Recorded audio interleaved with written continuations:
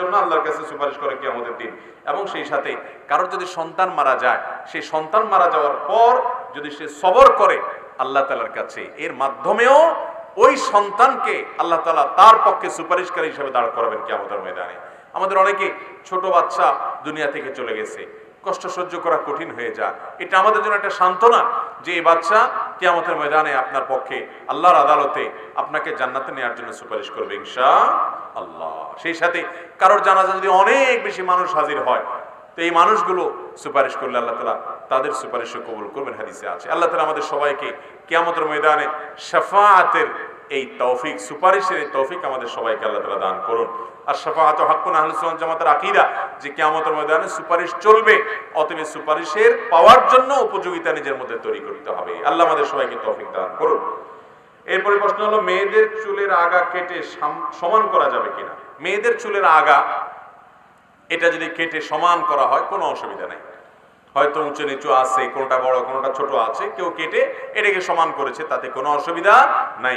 কিন্তু মেয়েদের চুল যদি কেটে এমন করা হয় যে পুরুষ না মহিলা এটা চেনার উপায় থাকে না, আজকাল এরকম অনেক মহিলা পাওয়া যায় না, দেখা যায় না যে মহিলা না পুরুষ এটা বোঝা উপায় পাওয়া যায় না, কঠিন হয়। তো এরকম যদি হয়ে যায় তাহলে মনে রাখতে হবে লাআনাল্লাহুল মুতাশাব্বিহাত মিনান নিসাই বির-রিজাল, ওই মহিলাদের প্রতি আল্লাহর লানত বর্ষিত হয় যারা পুরুষদের বেশ ধারণ করে। আবার ওই পুরুষদের প্রতি আল্লাহর লানত বর্ষণ হয় লাআনাল্লাহুল মুতাশাব্বিহিনা মিনার-রিজালি বিন-নিসা, যে পুরুষরা মহিলাদের বেশ ধারণ করে। আজকাল দেখবেন কিছু পুরুষ আছে মহিলাদের মতো সাজতে চায়, দেখবেন যে পাঞ্জাবির সাথে একটা ওড়না আছে, আরে পাঞ্জাবির সাথে আবার ওড়না লাগবে কেন? ওড়না তো মহিলাদের লেবাস না, একটা ওড়নার সাথে রাখবে। আবার দেখা যায় মেয়েরা টাকনোর নিচে পাজামা পরবে, তো ছেলেদেরকে দেখা যায় তারা টাকনোর নিচে পাজামা পরে, মেয়েদের মতো চুল রাখে, আবার মেয়েরা ছেলেদের মতো করে, অর্থাৎ উল্টে যাচ্ছে। কারণ শয়তান জানে যে ছেলেদেরকে যদি মেয়েদের বেশভূষা ধারণ করা যায় আর মেয়েদেরকে যদি ছেলেদের বেশভূষা ধারণ করা যায় তাহলে জাহান্নামে নেওয়ার পথ সুগম হবে, সহজ হবে। ভাইরা আমার, সেজন্য বিষয়ে সাবধান থাকতে হবে। তবে এমনিতে মেয়েদের চুলের আগা কাটলো সমান করার জন্য, তাতে কোনো অসুবিধা নাই। উম্মাহাতুল মুমিনিন রিদওয়ানুল্লাহি তাআলা আজমাইন তারা চুল ছোট করেছেন, বিভিন্ন বর্ণনা দ্বারা বোঝা যায়, জন্য আপনি আগা সমান করলেন, এতে অসুবিধা নেই। ওযুর শুরুতে বিসমিল্লাহ না বললে ওযু হবে কিনা? ওযুর শুরুতে যদি কেউ বিসমিল্লাহ না বলে ওযু হবে কিনা? অনেক ইমামদের মতে ওযু হবে না, কারণ হাদিসে আসছে লা উযুআ লিমান লাম ইউসাম্মিল্লাহ আও কামা ওয়ারাদা ফিল হাদিস, যে ব্যক্তি ওযুর শুরুতে বিসমিল্লাহ বলবে না তার ওযু হবে না। তবে এটা না বিশুদ্ধ মত। বিশুদ্ধ মত হলো, বেশিরভাগ ফুকাহা কেরামের মত হলো যে বিসমিল্লাহ না বললে ওযু হয়ে যাবে, কিন্তু অপূর্ণাঙ্গ থাকবে। আমাদের অনেকেই আছে যে আলাপ সালাপ করতে করতে, গল্পগুজব করতে করতে ওযু শুরু করছে, অথবা অন্য ধান্দা মাথা রাখতে রাখতে ওযু শুরু করছে, বিসমিল্লাহ বলার খবর নাই। প্রতিটা ভালো কাজে বিসমিল্লাহ লাগবে, সেখানে ওযুর মতো একটা ইবাদত, এটা বিসমিল্লাহ ছাড়া কিভাবে শুরু করার চিন্তা করতে পারেন? এজন্য অপূর্ণতা থাকবে বিসমিল্লাহ বললে, যদিও ওযু হয়ে যাবে। মহিলারা রাতে চুল ছেড়ে ঘুমালে জিনে আসর করে, এটা কি সত্য? এই প্রশ্ন আরো এক জায়গায় দেখছি মানুষ করেছে। তার মানে আমাদের দেশে কুসংস্কার আছে যে মহিলারা রাতে চুল ছেড়ে ঘুমালে নাকি জিনে আসর করে। আমি বলি যে ভাই, যত ফতোয়াবাজি আছে, উল্টাপাল্টা ভুলভাল ফতোয়া, সব মহিলাদের উপরে বেশিরভাগ মানুষ প্রয়োগ করে। কেন? পুরুষের ব্যাপারে বলতে পারেন না যে পুরুষ মাথায় টুপি না দিয়ে ঘুমাইলে শয়তানে বেশি ধরে এর, ওইটা বলতে পারেন না? বানোয়াট মাসালা যদি বলতেই হয় তো পুরুষের ব্যাপারে বানোয়াট মাসালা তো পাওয়া যায় না কেন? সব মহিলাদের ব্যাপারে। যাই হোক, এটা ভিত্তিহীন এবং ভুয়া কথা, কুসংস্কারাচ্ছন্ন বিশ্বাস। একজন নারী তিনি রাতে শোয়ার সময় চুল বেঁধে ঘুমাবেন নাকি চুল ছেড়ে ঘুমাবেন, এটা তার ব্যাপার। শরীয়ত এক্ষেত্রে কোনো বাধ্যবাধকতা রাখে নাই। তিনি চুল ছেড়েও ঘুমাইতে পারেন, চুল বেঁধেও ঘুমাইতে পারেন, এর সাথে শয়তানের আসরের কোনো সম্পর্ক নাই। এরপর প্রশ্ন হলো, সুদের ভয়াবহতা নিয়ে কিছু বলুন। ভাই, সুদের ভয়াবহতা কি বলবো? শুধু একটা কথা বললেই যথেষ্ট। আল্লাহর জমিনে যত হারাম আছে, যত হারাম, কুকুরের গোশত খাওয়া হালাল না হারাম? শুকরের গোশত, মদ, মরা পশু সব হারাম না? যত হারামের তালিকা আছে এর মধ্যে সবচেয়ে ডেঞ্জারাস এবং ভয়াবহ হারাম এটা হলো সুদ। এত মারাত্মক হারাম, এটা আবার বোঝা যায় না। সুদখোররা যদি 1 কেজি আপনার কুকুরের গোশত অথবা শুকরের গোশত রান্না করে ভুনা করে দিয়ে আসেন, সুদখোর বলবে নাউজুবিল্লাহ নাউজুবিল্লাহ। এটা কি খাওয়া যায়? আমি মুসলমান না, কিন্তু উনি কি খাচ্ছেন? সুদ খাচ্ছেন। অনেক গ্রামে মানুষ এরকম সুদে লোন নেয়, সুদে বিভিন্ন কারবার করে, এনজিওর কাছ থেকে, অমুকের কাছ থেকে, তমুকের কাছ থেকে সুদে টাকা নেয়। আছে না নাই? এই সুদখোরদেরকে বলবেন, ভাইরে এই সুদের কারবার করার চাইতে তুমি একটা মরা গরুর গোশত 1 কেজি খাও, সেটা বরং গুনাহ একটু কম হবে। সেটাও গুনাহ, কিন্তু পরিমাণ একটু। অন্য কোন হারাম খেলে আল্লাহ তাআলা এত ভয়াবহ কথা বলেন নাই। আল্লাহ বলেছেন ফাআযানু বিহারবিন মিনাল্লাহি ওয়া রাসূলি, যারা সুদ খাবে, সুদের কারবার করবে, সুদের সাথে জড়াবে, তারা যেন আল্লাহ এবং তার রাসূলের সঙ্গে লড়াইয়ের জন্য প্রস্তুত হয়। আল্লাহ এবং তার রাসূলের সাথে লড়াই করবেন। ভাইরা আমার, ভয়াবহ বার্তা এটি। সুদের যত অপকারিতা আছে, সুদ কত ডেঞ্জারাস অপরাধ, যে এর যত ক্ষতি আছে এর মধ্যে একটা ছোট সাধারণ ক্ষতি হলো নিজের আপন মায়ের সাথে কেউ জিনা করলে এই যত খারাপ, যত ডেঞ্জারাস, এটা যত বড় পাপ, সুদের অপরাধ তার চাইতে অনেক বড় পাপ। চিন্তা করা যায় ভাইরা আমার, কিন্তু এটা বোঝা যায় না। আমাদের কাছে এখন সুদটা খুব নরমাল বিষয়। গোটা পৃথিবীর অর্থ ব্যবস্থা দাঁড়িয়ে আছে সুদের উপরে, কারণ ইবলিস সুদের উপরে গোটা দুনিয়াকে উঠাই দিয়েছে, যাতে করে মানুষ জাহান্নামে বেশি যায়। কারণ জাহান্নামে মানুষকে নেওয়াই হলো তার মিশন। আর ইমানদারের চেষ্টা হবে এর বিপরীতে টিকে থাকার চেষ্টা করা। আল্লাহ তাআলা আমাদেরকে সুদকে না বলার মতো ইমানের শক্তি দান করুন। দুনিয়াতে সুদখোরের ধ্বংস অনিবার্য। আপনারা বলবেন, ভাই সুদের কারবার করলে আল্লাহ এবং তার রাসূলের বিরুদ্ধে বিদ্রোহ, যুদ্ধের শামিল, এটা হয় সেটা হয়, আল্লাহ তাআলা ধ্বংস করবেন। আল্লাহ কোরআনে বলেছেন যে আহাল্লাল্লাহুল বাই'a ওয়া হাররামার রিবা। আল্লাহ বলেছেন যে ইউরবিস সাদাকাত, সাদাকাকে আল্লাহ তাআলা বাড়িয়ে দিবেন, কিন্তু রিবাকে আল্লাহ কি করবেন? ইয়ামহাকুল্লাহুর রিবা ওয়া ইউরবিস সাদাকাত। রিবাকে আল্লাহ ধ্বংস করবেন, সুদকে আল্লাহ ধ্বংস করবেন, আল্লাহ ওয়াদা করেছেন। তো আল্লাহ সুদকে ধ্বংস করবেন বলছেন, আমরা দেখি সুদের মহাজনরা এক একটা তো আরো বেশি বেশি দামি দামি লাক্সারিয়াস গাড়ি হাঁকায়, বাড়ি হাঁকায়, পয়সা কড়ি হাঁকায়। ভাইরা আমার, আল্লাহর ধ্বংস এটা কত ভাবে হতে পারে আমরা কল্পনাও করতে পারি না। একটা মানুষ অনেক গাড়ি বাড়ি হাঁকিয়েও তার ভেতরে তাণ্ডব চলতে পারে, অশান্তির সমুদ্রে ডুবতে পারে। হতে পারে কি পারে না? আছে না নাই আমাদের আশেপাশে এরকম? ভাইরা আমার, এজন্য সুদের এই ভয়াবহতা থেকে একজন ইমানদারকে অবশ্যই বেঁচে থাকতে হবে। সুদের শাস্তি আল্লাহ তাআলা কি দিবেন, কিভাবে দিবেন, নবী করিম সাল্লাল্লাহু আলাইহি সাল্লামকে মেরাজে নিয়ে আল্লাহ তাআলা দেখিয়েছেন কিভাবে ভয়ঙ্কর ভাবে সুদখোরের শাস্তি জাহান্নামীদের মধ্যে হবে। আল্লাহ আগাম দেখিয়েছেন। দুনিয়াতেও আল্লাহ তাআলা সুদখোরকে শাস্তি দিয়ে থাকেন। এজন্য ভাইরা আমার, যত কষ্ট হয় হোক, হক হালালি চলবেন, প্রয়োজনে কষ্ট করে চলবেন, ব্যবসা একটু ছোট রাখবেন, তবুও সুদের কারবারে যথাসম্ভব জড়াবেন না। আল্লাহ আমাদেরকে বোঝার তৌফিক দান করুন। অনেক সময় দেখা যায় বাচ্চারা ঘুমের মধ্যে হাসে, এটার কারণ কি? বাচ্চারা ঘুমের মধ্যে হাসে, এটার কারণ কি? কেন শুধু বাচ্চারা হাসে, বড়রা হাসে না? আপনারা ঘুমের মধ্যে হাসেন না? বলে কিভাবে টের পাবো? আমি ঘুমাইলে তো দেখি না। তো আপনি দেখেন না, কিন্তু আপনার আশেপাশে অনেক মানুষ দেখেন না ঘুমের মধ্যে মিটমিট করে হাসে? ঘুমের মধ্যে মানুষ হাসে নিশ্চয়ই এই কারণে যে ঘুমের মধ্যে এমন কোন স্বপ্ন দেখে, যে স্বপ্ন দেখার কারণে সে কি করে? হাসে। আবার ঘুমের মধ্যে মানুষ কাঁদেও, কাঁদার ভানও করে, কারণ হয়তো সেরকম স্বপ্ন সে দেখে। বাচ্চারা একটু দুর্বল চিত্তের হয়, তাদের স্বপ্নগুলো খুব বেশি বেশি তারা স্বপ্ন দেখে। অনেক সময় শয়তান তাদের উপরে প্রভাব বিস্তার করে, তারা কান্নাকাটি করে, তারা আতঙ্ক বোধ করে, চিল্লায় উঠে, তাদেরকে ভীত সন্ত্রস্ত করে শয়তান। আবার কখনো এমন কোন দৃশ্য দেখে যেটা দেখে তারা হেসে দেয়। অতএব এই হাসিটা স্বপ্নে কোনো কিছু দেখার কারণে হতে পারে। কবরে 3টি নাকি 4টি প্রশ্ন করা হবে, কেউ বলে 3টা, কেউ বলে 4টা। কবরে কয়টা প্রশ্ন করা হবে, 3টা নাকি 4টা? এটা নিয়ে মতপার্থক্যের কিছু নেই ভাই। কবরে মূল প্রশ্ন হবে 3টা, মার রব্বুক ওয়া মা দীনুক, এবং এই ব্যক্তির সম্পর্কে তুমি কি বলো, বা ওমান নবিয়্যুক, তোমার রবকে, তোমার দ্বীন কি, তোমার নবীকে, বা এই লোকটাকে চিনো কিনা দেখিয়ে নবী সাল্লাল্লাহু আলাইহি ওয়াসাল্লামকে বলা হবে। তো এই 3টা প্রশ্ন হবে মূল। এই প্রশ্নগুলোর উত্তর দেওয়ার পর কোন কোন হাদিসে আসছে আবার জিজ্ঞাসা করা হবে যে মা আলামাকা আও মা আদরাকা, তুমি কিভাবে জানলা, তোমাকে কে বলেছে? তখন সে বলবে কারাতু কিতাবাল্লাহ, আমি আল্লাহর কিতাব পড়েছি, সেখানে পেয়েছি। অর্থাৎ জেনে শুনে বুঝে মুসলমান হয়েছে। আর যে মুনাফিক, সমাজে সবার তালে তালে মুসলমান সাজছে, অনেক মুনাফিক আছে যে মুসলমানের ভান ধরে, কিন্তু আসলে সে মুসলমান না, ইসলামের প্রতি তার আস্থা বিশ্বাস নাই। অনেক শিক্ষিত নামের এরকম মুনাফিক আমাদের সমাজে আছে। এরা যেহেতু দুনিয়াতে সবাই তালে তালে বলছে, ওখানেও তালে তালে বলবে, তখন তারা আটকে যাবে।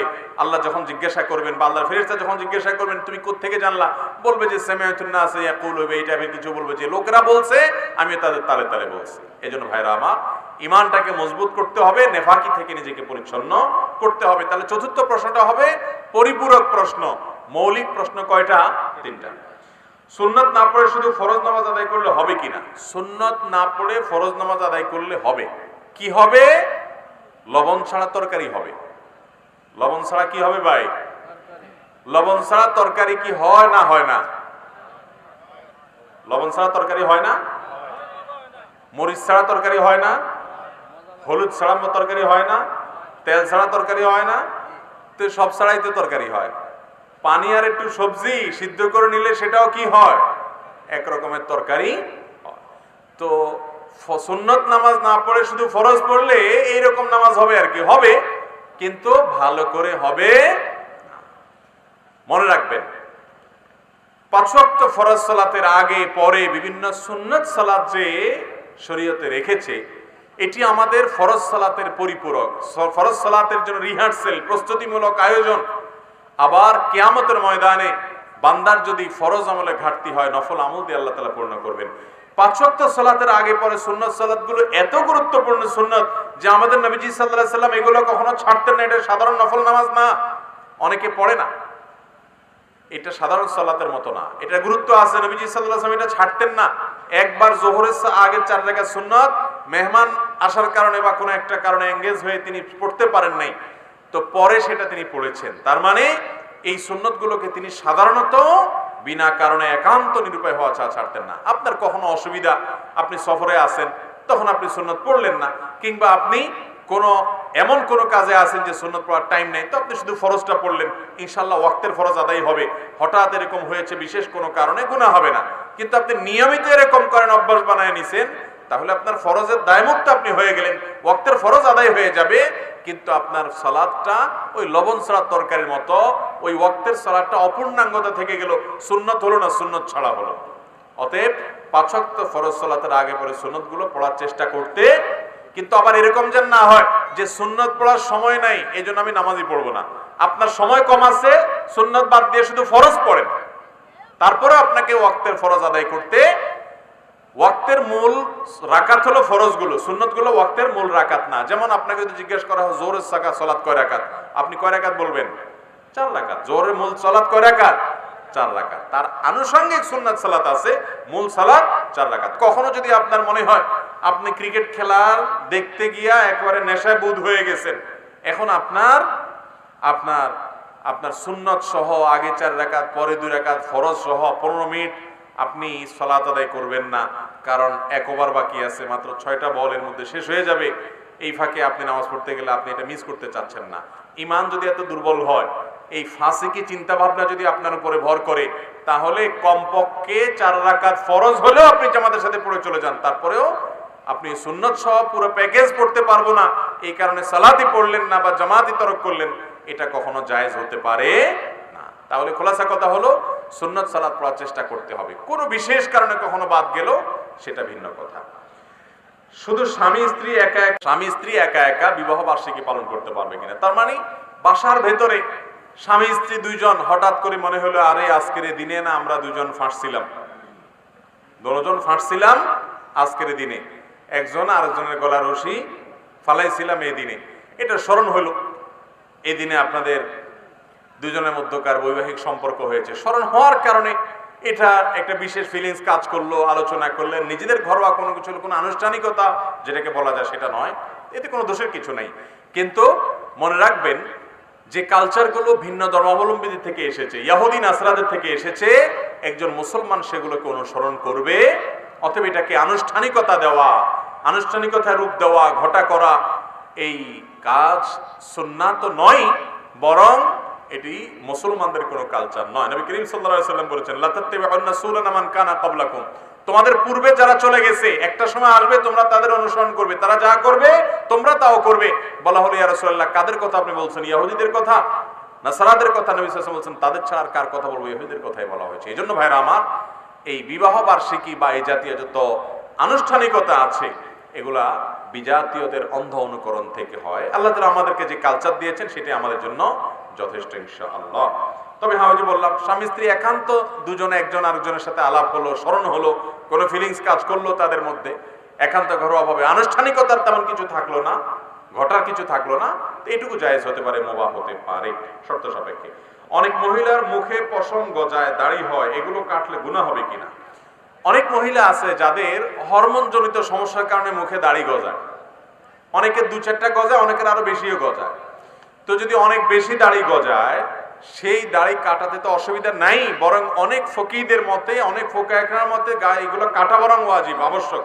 কারণ এগুলো না কাটলে পুরুষের মতো দেখাবে, এবং পুরুষের মতো দেখানোটা এটা তার জন্য নানান দিক থেকে, শরীয়ত দৃষ্টিকোণ থেকেই উচিত নয়, সেভাবে থাকা উচিত নয়, সেই জায়গা থেকে এগুলো কেটে ফেলবে।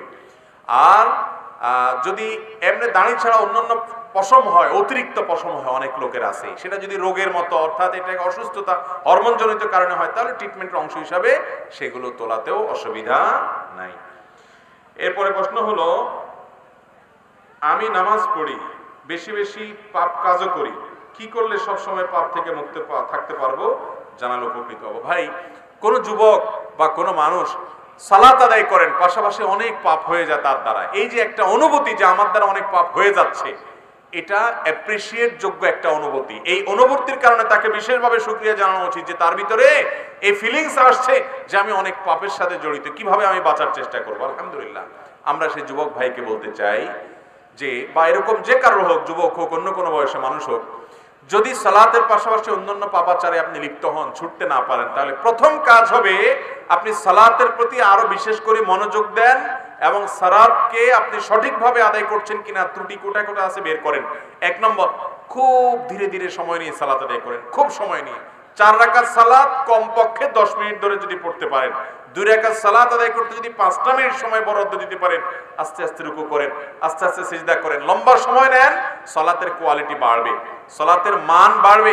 এরপরে মনোযোগের সাথে সালাত আদায় করবেন, মহব্বতের সাথে তাসবিহ পড়বেন রুকুতে, সিজদাতে, এবং যা পড়বেন বুঝে পড়ার চেষ্টা করবেন, নিজের সাথে লড়াই করে হলেও মনোযোগ ধরে রাখার চেষ্টা করবেন। ইনশাআল্লাহ দেখবেন এই সালাত আপনাকে পাপাচার থেকে সরায় আনবে। কারণ আল্লাহ বলেছেন, ইন্নাস সালাতা তানহা আনিল ফাহশাই ওয়াল মুনকার, সালাত মানুষকে অন্যায় অশ্লীল কাজ থেকে বিরত রাখে। 1 নাম্বার 2, পাপের কাজ থেকে বাঁচার জন্য সব সময় রাখতে হবে, পাপের পরিবেশ থেকে বাঁচতে হবে। পরিবেশ, যেই জায়গায় যেই পরিবেশে গেলে, একজনে ফেসবুকে গেলে আর চোখের গুনাহ থেকে বাঁচতে পারে না, তাহলে সে ফেসবুক ডিএক্টিভ করে ফেলবে। একজনে ইউটিউবে গেলে ওয়াজ শুনতে শুনতে পরে কোথায় কোথায় যায়, আওয়াজের ভিতর ঢুকে যায় সে, তাহলে সে ওইখানে যাবেই না, ওই অ্যাপই ফেলে দিবে। দরকার নেই আমার অনলাইনে ওয়াজ শোনার, ইউটিউবে ওয়াজ শোনার, যে ওয়াজ থেকে আমি আওয়াজে যাইয়া আরো অন্যান্য জগতে চলে যেতে হয়। নিজেকে নিয়ন্ত্রণ করতে পারি না, যার ভিতরে আত্মনিয়ন্ত্রণের ক্ষমতা নেই, সে সব জায়গায় যাবে না। কারণ যে সে সওয়াব করতে গিয়ে আরো কি করবে? গুনাহ করবে। গুনাহের পরিবেশ থেকে সরে আসলে গুনাহ থেকে, পাপ থেকে বাঁচা সহজ হয়। আল্লাহ এজন্য বলেছেন, লা তাকরাবুজ জিনা ওয়ালা তাকরাবুজ জিনা, জেনার কাছেও যেও না। কারণ আল্লাহ জানেন জেনার কাছে গেলে জেনা থেকে বাঁচতে, ফিরে আসতে পারবে না। এজন্য আগে থেকে বাদ দিতে হয়, গুনার পরিবেশ থেকে সরে আসবেন। নাম্বার 3, পাপাচার থেকে বাঁচার জন্য আল্লাহর কাছে পানা চাইতে হয়। যখন মনটা নরম হবে, একটু চোখের পানি ফেলে কেঁদে দেন, আল্লাহ আমি তো পারি না। এবং পাপ থেকে বাঁচার জন্য 3 নম্বর কাজ হলো ভাই, বেশি বেশি করে দোয়া করবেন। দোয়া, 4 নম্বর কাজ হলো বেশি বেশি করে দোয়া করবেন। যত বেশি আল্লাহর কাছে গুনাহ থেকে মাফ পাওয়ার জন্য, গুনাহ থেকে বাঁচার জন্য দোয়া করবেন, আল্লাহ তাআলা হেফাজত করবেন। এবং 5 নম্বর কাজ হলো নেককারদের সান্নিধ্যে থাকবেন। তাহলে আবারও 5টা পয়েন্ট বলতেছি।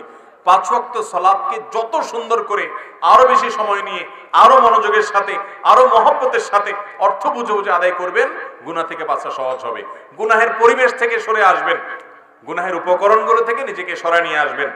আর নাম্বার 3, আল্লাহর কাছে বেশি বেশি কি করবেন? দোয়া করবেন, আল্লাহ যেন হেফাজত করে।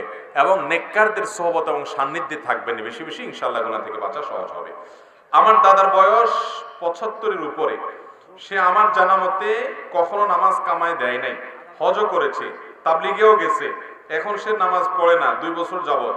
আমরা যদি নামাজ পড়তে বলি সে বলে 80 বছর হলে নামাজ পড়তে হয় না। এখন আমাদের করণীয় কি? 80 বছর হলে এরপরে নামাজ মাফ, এরকম কোন কথা কোরআন হাদিসে কোথাও বলা হয় না। আল্লাহ কোরআনে বলেছেন ওয়াবুদু রাব্বাকা হাত্তা ইয়াতিয়াকাল ইয়াকিন, তুমি তোমার রবের ইবাদত করো কতক্ষণ পর্যন্ত? যতদিন পর্যন্ত তোমার মওত না আসে। ইয়াকিন মানে মওত, তোমার মৃত্যু আসার আগ পর্যন্ত তুমি ইবাদত করতে থাকো, ইবাদত করতে থাকো। তাহলে বয়স 80 না 70 না 60 না 90 এটা দেখার বিষয় না। বিষয় হলো যতদিন তার প্রাণ আছে ততদিন, যতদিন তার সেন্স আছে, হুঁশ আছে, তাকে সালাত আদায় করতে হবে। ভাইরা আমার, আমাদের প্রাণের নবী মুহাম্মদ মুস্তাফা সাল্লাল্লাহু আলাইহি ওয়াসাল্লাম তার জীবনের শেষ মুহূর্তের সালাত কি ছিল?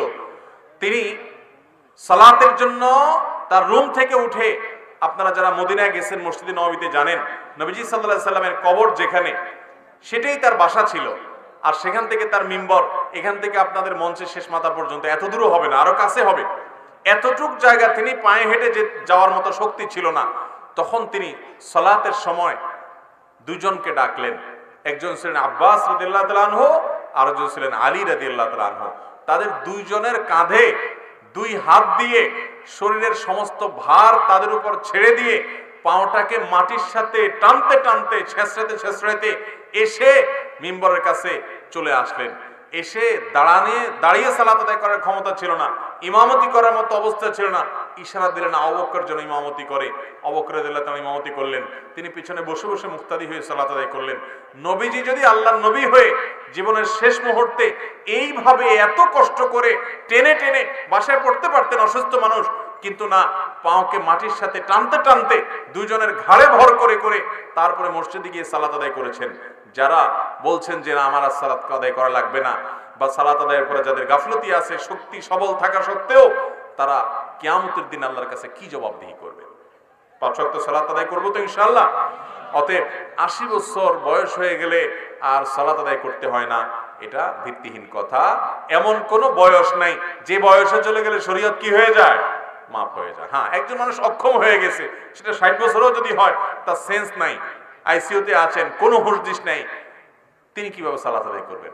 তার জন্য শরীয়তে সালাত মাফ। এই অবস্থা তার মওত হয়ে গেছে, সেন্সার আসে নাই, অতএব তার গুনাহ হবে না ইনশাআল্লাহ। ইসলামে বিয়ে ফরজ। শারীরিক অসুস্থতা থাকলে বিয়ে না করে কি আবু বকর রাদিয়াল্লাহু আনহু ইমামতি করতে বলেছেন? আবু বকর রাদিয়াল্লাহু করতে চান নাই। জি, রাসূল আকরাম সাল্লাল্লাহু আলাইহি ওয়াসাল্লাম ইমামতি করেছেন। আবু বকর রাদিয়াল্লাহু আনহু ইমামতি এবং আপনি তাকে ইমামতি করতে বলছেন। আমার আব্বা নরম দিলের মানুষ, নরম দিলের মানুষ, তিনি আপনার সাথে সামনে ইমামতি করবে, আপনার সামনে তিনি দাঁড়িয়ে সালাত আদায় করবেন সবার সামনে, এই হিম্মত তার নাই। তিনি খুব নরম কোমল হৃদয়ের মানুষ, এই জন্য ইমামতি রাসূল সাল্লাল্লাহু করছেন। কিন্তু রাসূল আকরাম সাল্লাল্লাহু আলাইহি ওয়াসাল্লাম অফার করছেন, ইশারা করছেন কাকে? আবু বকর সিদ্দিক রাদিয়াল্লাহু তাআলা আনহুকে। ইসলামে বিয়ে ফরজ। শারীরিক অসুস্থতা থাকলে বিয়ে না করে কি বেহেশতে যাওয়া যাবে? বিয়ে ফরজ আপনারা কে বলেছে? বিয়ে তো সাধারণ অবস্থায় ফরজ না, স্বাভাবিক অবস্থায় বিয়ে করা সুন্নাহ। অর্থাৎ একটা মানুষ বিয়ে না করলে গুনাহে লিপ্ত হবে না, এরকম কনফিডেন্ট বা আত্মবিশ্বাস তার নিজের উপর নিজের আছে। এই অবস্থায় তার জন্য বিয়ে করা ফরজ না, এই অবস্থায় বিয়ে করা হলো সুন্নাহ। নবী করিম সাল্লাল্লাহু আলাইহি ওয়াসাল্লাম বলেছেন আন-নিকাহু মিন সুন্নতি, বিবাহ আমার সুন্নাহর অন্তর্ভুক্ত। তবে যদি কেউ বিয়ে না করলে সে জিনা থেকে বাঁচতে পারবে না, আবার এদিকে বিয়ে করার মতো শারীরিক এবং আর্থিক সক্ষমতাও তার আছে, এই ব্যক্তির উপরে বিয়ে আবশ্যক, তার জন্য বিয়েও জরুরি। তো এখন স্বাভাবিক অবস্থায় বিয়ে তো ফরজ না, সুন্নাহ। কিন্তু কোনো মানুষ অসুস্থ, শারীরিকভাবে অক্ষম, তাহলে তার উপরে বিয়ে কি না? ফরজ না। এখন অক্ষমতাটা আবার মুশকিল হলো, অনেকের ওয়াসওয়াসার রোগ আছে।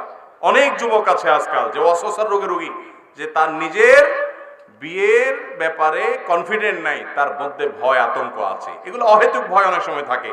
তো এই বিষয়গুলো প্রত্যেকে যার যারটা তাকে আইডেন্টিফাই করে বের করতে হবে। কিন্তু যদি এমন হয় যে না, আমার স্ত্রীর প্রয়োজন পূরণ করার মতো বা তার হক আদায় করার মতো শারীরিক সক্ষমতা টোটালি নেই, এরকম কারো যদি মনে হয়, তাহলে সে ব্যক্তির জন্য বিয়ে বরং জায়েজই নাই, কারণ তিনি বিয়ে করে একজন মেয়ের কি করবেন, হক নষ্ট করবেন। এরপর প্রশ্ন হলো, আমি 5 ওয়াক্ত নামাজ পড়ি, মাঝে মধ্যে খারাপ চিন্তা চলে আসে, তখন কি করতে হবে? আপনি 5 ওয়াক্ত সালাত আদায় করেন, 5 ওয়াক্ত সালাত আদায় করার পরও মনের ভিতরে খারাপ চিন্তা আসতে পারে। মনের ভিতরে খারাপ চিন্তা আসাটা অস্বাভাবিক না, কিন্তু ইচ্ছাকৃত খারাপ চিন্তা করা অথবা খারাপ চিন্তাকে ধরে রাখা, এটা হলো দোষের, এটা হলো ত্রুটির। বিধায় আল্লাহ তাআলার কাছে দোয়া করতে হবে যে আল্লাহ, আমার অন্তরের সমস্ত ওয়াসওয়াসা এবং খারাপ চিন্তাগুলোকে আপনার ভয় দিয়ে পরিপূর্ণ করে দিন। এবং বিশেষ করে যখন ওয়াসওয়াসা আসবে, আল্লাহ সম্পর্কে বাজে চিন্তা আসবে, বাম দিকে থুতু ফেলবেন। থুতু ফেলা বলতে, থুতু বলতে প্রতীকী থুতু ফেলা, গালভর্তি করে থুতু ফেলানোর উদ্দেশ্য না, যে শুয়ের আগা যে পরিমাণ পানি পড়ে ওইভাবে থুতু করা জাস্ট। এবং আউযু বিল্লাহি মিনাশ শাইতানির রাজিম বা আউযু বিল্লাহ, এটা পাঠ করলে আল্লাহ রাব্বুল আলামিন শয়তানের ওয়াসওয়াসা থেকে বাঁচান। আরেকটা দোয়া হাদিসে আছে, নবী করিম সাল্লাল্লাহু আলাইহি ওয়াসাল্লাম শিক্ষা দিয়েছেন, সেটা হলো আমানতু বিল্লাহি ওয়া রাসূলি, আমি আল্লাহর প্রতি, আল্লাহ রাসূলের প্রতি ঈমান আনলাম। আমানতু বিল্লাহি ওয়াল ইয়াউমিল আখির, আল্লাহর প্রতি ঈমান আনছি বললে শয়তান ওয়াসওয়াসা থেকে মন্ত্রণা দেওয়া থেকে সে আপনাকে দূরে সরে যাবে। আমার শিক্ষা যতটুকু তা দিয়ে আমি বাসায় বাচ্চাদের কোরআন শিক্ষা দেই, কয়েকজন হাদিয়া দেয়, আমার নেওয়া জায়েজ হবে কিনা? বিভিন্ন হাদিসে কোরআন শিক্ষা দিয়ে সরাসরি হাদিয়া গ্রহণ করার ব্যাপারে নিষেধাজ্ঞা এসেছে। একজন একটা ধনুক বা তীর নিয়েছে, নবী করিম সাল্লাল্লাহু আলাইহি সাল্লাম তাকেও ভৎসনা করেছেন এবং সেই ব্যাপারেও নিষেধাজ্ঞা আরোপ করেছেন। কিন্তু পরবর্তীতে নবী করিম সাল্লাল্লাহু আলাইহি সাল্লামের আরো অনেকগুলো হাদিস সাহাবায়ে কেরামের আমালের আলোকে দ্বীনের এই সমস্ত কাজ, যেগুলোর উপরে দ্বীনের বাকা নির্ভর করে, যেগুলোতে মানুষের হাবসে ওয়াক্ত হয় বা সময় নিবেদন করতে হয়, এবং এটাতে ডেডিকেটেড লোক না থাকলে আল্লাহর দ্বীন দুনিয়াতে টিকে থাকাটা কঠিন হবে, এই বিষয়গুলোর মধ্যে থেকে একটা হলো দ্বীনের শিক্ষা দান করা। এটার জন্য কোনো লোক যদি টাকা গ্রহণ করে, পারিশ্রমিক নেয়, সেটাকে পৃথিবীর প্রায় সমস্ত উলামা একরামই জায়েজ বলেন, এটাকে নাজায়েজ কোনো উলামা একরাম বলেন না, এবং সেটি অনেকগুলো হাদিসের আলোকে এবং আয়াতের আলোকে। আমার স্বামী পরকীয়া লিপ্ত, নামাজ পড়ে না, আমি কিছু বললে আমাকে বাড়ি থেকে বের করে দেয়, মারধর করে, এতে আমার করণীয় কি? তাকে ভুল পথ থেকে ফেরাতে। দেখুন, পরকীয়া, বিবাহিত মানুষ বিবাহ করার পরও অবৈধ সম্পর্ক, এটা এখন মহামারীর মতো হয়ে গেছে, ঘরে ঘরে হয়ে গেছে। বেশিরভাগ ঘরগুলোতে এমন এমন পুরুষরা পরকীয়ায় লিপ্ত, এমন এমন মহিলা পরকীয়ায় লিপ্ত যে কল্পনাও করা যায় না। 5 ওয়াক্ত সালাত আদায় করে অথচ পরকীয়ায় লিপ্ত, পর্দা করে অথচ পরকীয়ায় লিপ্ত। এর অন্যতম কারণ হলো সোশ্যাল মিডিয়ার যথেচ্ছা ব্যবহার, গোপন পাপ, এগুলো মানুষকে পরকীয়ার দিকে নিয়ে যাচ্ছে। এবং আকাশ সংস্কৃতি, যেটা পশ্চিমা দুনিয়া থেকে আমাদের এখানে আমরা আমদানি করছি, আমাদের পার্শ্ববর্তী দেশ থেকে আমরা আমদানি করছি, এগুলোও আমাদের পরিবারগুলোকে ধ্বংস করে দিচ্ছে, আমাদের সংসারগুলোকে অশান্তির সাগরে হাবুডুবু খাওয়াচ্ছে এবং ঘরে ঘরে পরকীয়া হচ্ছে। ভাইরা আমার, এই জন্য 1 নম্বর কথা হলো ঘরে তাকওয়ার চর্চা থাকতে হবে, তাকওয়ার চর্চা থাকতে হবে, কোরআন এবং সুন্নাহর তালিম থাকতে হবে। কোরআনের আয়াত পাঠ করে, হাদিসের রাসূল পাঠ করে ঘরোয়া মজলিসে তালিম চালু করবেন, নিজেদের মধ্যে কোরআন হাদিসের চর্চা বাড়াবেন, তাকওয়া বাড়াবেন এবং মুত্তাকি পরহেজগার ফ্যামিলিগুলোর সাথে বন্ধুত্ব করবেন। এর মধ্য দিয়ে পরিবারের মধ্যে তাকওয়া আসবে। পরিবারের মধ্যে তাকওয়া আনার জন্য তাকওয়া আছে এইরকম ফ্যামিলির সাথে রিলেশনের কোনো বিকল্প নাই। আমাদের সমাজে দেখা যায় যে অনেকেই নিজেরা তাকওয়ার উপরে একা একা চলতে চান, আশেপাশে ফাসিকদের সাথে সম্পর্ক, ব্যবসায়িক কারণে অন্য কারণে তাদের বদ প্রভাব মানুষের উপরে পড়ে। এর পাশাপাশি একজন নারী, তিনি তার স্বামী যদি পরকীয়ায় লিপ্ত হয়, অথবা একজন পুরুষ তার স্ত্রী যদি পরকীয়ায় লিপ্ত হয়, তাদেরকে যথাসম্ভব ফেরানোর চেষ্টা করবেন এবং নসিহা করবেন, বুঝাবেন, না হলে মুরব্বীদেরকে দিয়ে বুঝাবেন। তাতেও যদি না হয়, তার সাথে তিনি ঘর করবেন কি করবেন না, যেহেতু তিনি হারামে লিপ্ত, সে বিষয়ে ডিসিশন তাকেই নিতে হবে। কিন্তু শরীয়ত তাকে বাধ্য করে না যে তিনি পরকীয়ায় লিপ্ত হয়ে গেছে তাই তালাক হয়ে গেছে, এরকম কোনো কথা শরীয়তে নাই। প্রত্যেক ওয়াক্ত নামাজের আজানই হয় প্রায় 1 ঘন্টা যাবত, এই 1 ঘন্টার মাঝে নামাজ পড়া যাবে কিনা? আমাদের দেশে প্রত্যেক ওয়াক্ত সালাতের আজান আসলে অনেক সময় ধরে হয়, 1 ঘন্টা হোক আর আধা ঘন্টা হোক আর 1.5 ঘন্টা হোক, অনেক সময় ধরে হয়। এক মসজিদে হয়তো আপনার 1:45 আজান হলো, আরেক মসজিদে 1টা আজান হলো, আরেক মসজিদে হয়তো 1:15 আজান হলো। তো আজানের মধ্যবর্তী সময়ে আমরা সালাত আদায় করতে পারি কিনা? উত্তর হলো সালাত আদায় বিশুদ্ধ হওয়াটা আজানের উপরে নির্ভরশীল না। আজান হলো জামাতের জন্য। কেউ যদি ওয়াক্তের সালাত আদায় করতে চায়, ওয়াক্ত হওয়া যথেষ্ট। ইন্না সালাতা কানাত আলাল মুমিনিনা কিতাবাম মাওকুতা, নিশ্চয় সালাত ঈমানদারদের জন্য নির্দিষ্ট সময়ে পড়াটা ফরজ করা হয়েছে। বিধায় আজান জরুরি না। ওয়াক্ত হয়ে গেছে, আপনি সালাত আদায় করলে কি হবে? সালাত হয়ে যাবে। আমাদের অনেক মহিলা, অনেক মা বোনরা আছেন, ঘর বাড়িতে তারা বসে অপেক্ষা করেন জায়নামাজে যে মসজিদে আজান কখন হবে, এরপরে তারা সালাত আদায় করেন। না, এটা কোনো দরকার নেই। মসজিদে আজানের সাথে আমার মা বোনদের সালাতের কোনো সম্পর্ক নাই। ওয়াক্ত হয়ে গেছে, তারা সালাত আদায় করে ফেলতে পারেন। এবং তাড়াতাড়ি আউয়াল ওয়াক্তে সালাত আদায় করা উত্তম আমল। নবীজি সাল্লাল্লাহু আলাইহি ওয়াসাল্লাম জিজ্ঞাসা করা হয়েছে, আইয়ুল আমালি আহাব ইলাল্লাহ, আল্লাহর কাছে সবচেয়ে উত্তম আমল কোনটা? তখন তিনি বলেছেন, আস-সালাতু লিআউয়ালি ওয়াক্তিহা, আউয়াল ওয়াক্তে বা প্রথম দিকে সালাত আদায় করা। অনেক মা বোনরা আছে জুমার দিনে অপেক্ষা করেন যে মসজিদে জুমা শেষ হবে, তারপরে তারা বাসায় যোহরের সালাত আদায় করবেন। ঘরে ঘরে মহিলাদের মধ্যে এই আমল দিছে নাই। তবে ইবনে মাজার একটি বর্ণনা আছে, সেটি হলো যদি কেউ মাদক সেবন করে, মাদক গ্রহণ করে